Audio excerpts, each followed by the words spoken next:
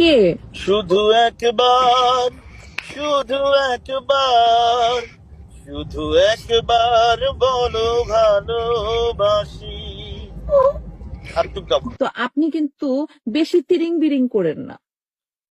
সারাদিন ধরে দেখলাম আমার কলিগ মেহেরা আফরোজ শাওনকে গালিগালাজ করা হচ্ছে। যেহেতু আমার কলিগকে গালি দেওয়া হচ্ছে, সেটা আমার গায়েও লেগেছে। প্রোটেস্ট করলাম।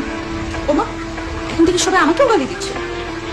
সবাই না, যে ফালতু কিছু আছে না, যেগুলোর নাম রাখছে জোলাই যোদ্ধা, নিজেরাই নিজেদের নাম রাখছে জোলাই যোদ্ধা।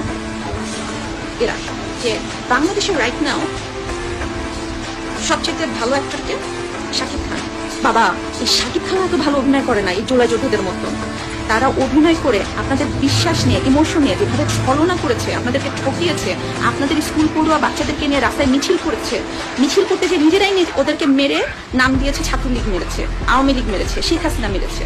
শোনেন, শেখ হাসিনা এই সমস্ত সন্ত্রাসীদেরকে মাটির নিচে চাপা দিয়ে রেখেছিল। তার ভয়ে কেউ মাথা চাড়া দিতে পারে নাই।